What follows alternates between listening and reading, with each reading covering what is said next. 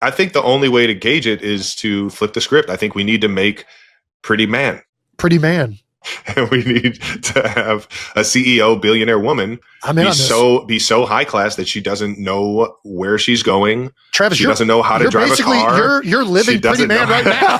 Look, it's time to face facts. We're done with the torture poets department. I don't see another single coming from it anytime soon. The last single was like a year ago, and it was barely a single at that. Blondie has been wearing a whole bunch of new patterns, and she's like putting 12 letters in everything, so it could be TS12. So Trav making a Pretty Woman reference when talking about him and Taylor might be the greatest crossover to happen on New Heights.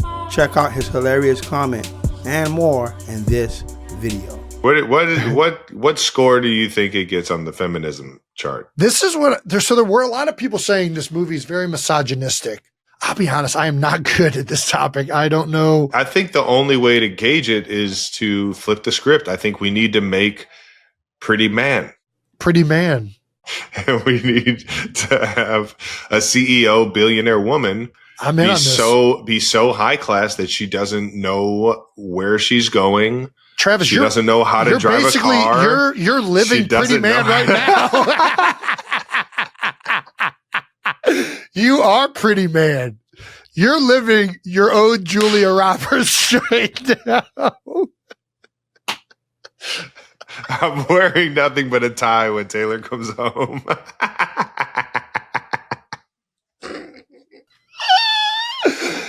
Oh my gosh. That was funny. Oh man. Oh, my God. You can't beat it, man. That's why me and Julia Roberts, when I met Julia, it felt like we were the same person. She's so cool. She spoke to me in this movie. Holy shit. All right now. That's all I'm just an NFL stripper. That's it. I'm just an NFL hooker, man. I mean, I'm the one who's stripping over at the Ocean Drive, I guess. But, feminism. I guess.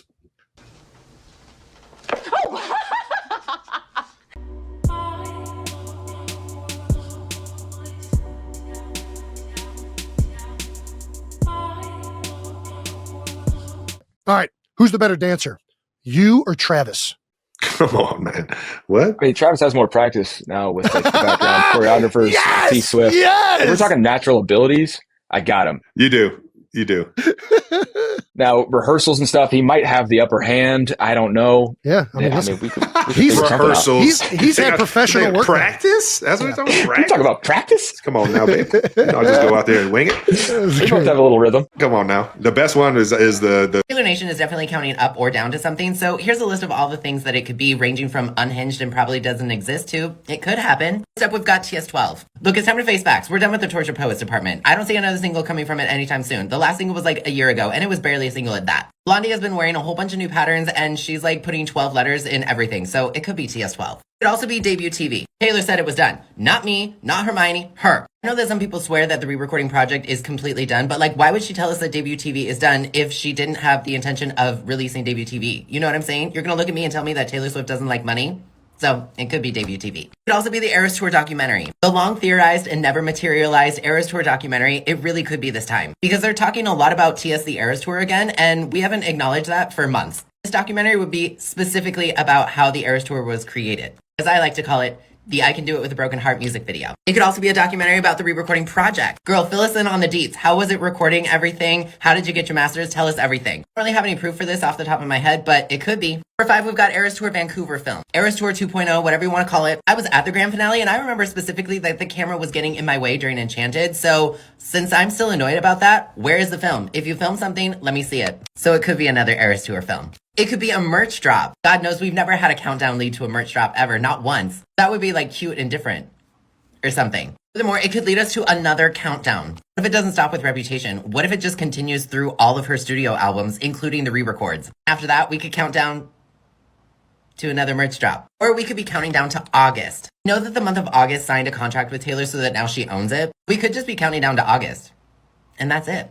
Number 9, the Rep TV Vault. She said the Vault songs could hatch one day. Not me, not Hermione, her. Since her letter, we basically all accepted that Rep TV is just going to be a meme and not an actual album. She specifically has mentioned the Rep TV Vault songs now twice, so it could be the Rep TV Vault. Number 10, just an Instagram post from Taylor. You are alive.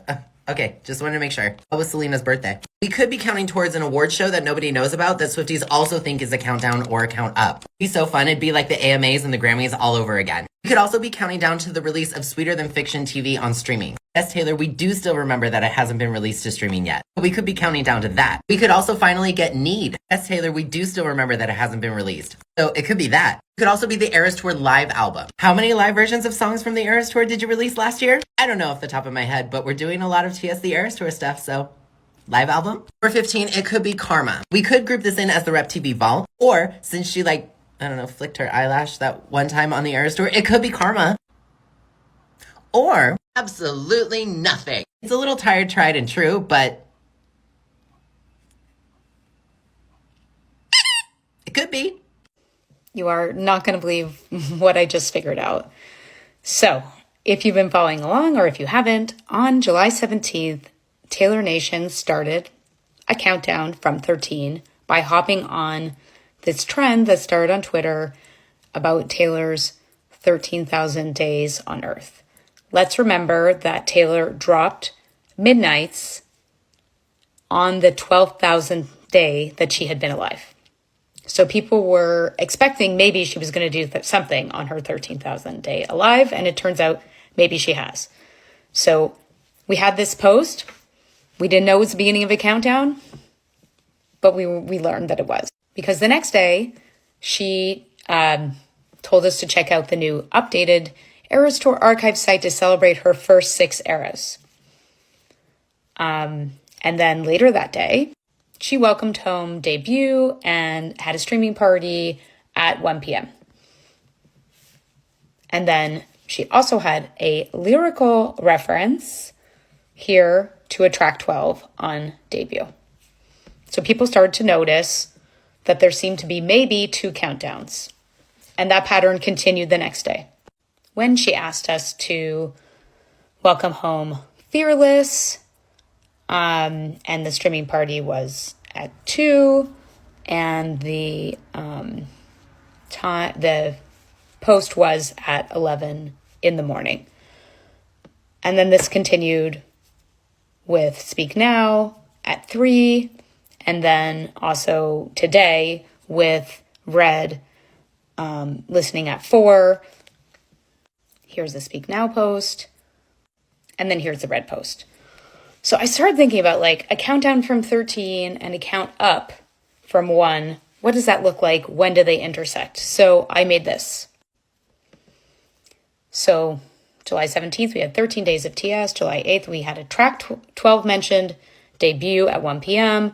And then July 19th, the post was at 11, Fearless listen at 2 p.m. On July 20th, the post time equaled 10 and Speak Now at 3 p.m. And then today we had a track 9 mentioned in the post and Red was at 4 p.m. So if we follow that pattern, this is what's going to look like, and it's going to end on July 29th. So what jumped out at me is that it all adds up to 13. 1,300 days of TS. We start with the 13th, track 12 and 1, that's 13. 11 and 2 is 13. 10 and 3 is 13. 9 and 4 is 13. And all of these add up to 13. 8 and 5, 7 and 6, 6 and 7, 5 and 8, 4 and 9, 3 and 10, 2 and 11, and then 1 and 12. So she can go through all of her eras and have listening parties going all the way, but then there's a problem. To complete the set, there needs to be a 12th album. But there is no 12th album. Guys, I have been definitely thinking that this was leading up to an Eras Tour documentary or a vinyl restock, and maybe that is all it is. Maybe it's going to stop at 6, and this means nothing, though still, when we get to 6, on the 6th day and the 7th, that still adds up to 13, okay? But why would we stop that countdown at 7? We need a 12. And Taylor has been giving us 12s. She gave us 12s in her letter. She gave us 12s in this post for Selena, whose birthday is tomorrow. She gave us a 12 in her Back in the Office TikTok, the last TikTok that she posted. She gave us a 12 in the I Can Do With a Broken Heart music video. It's there. That blue sign says A12 and A16. It will also be her 16th album.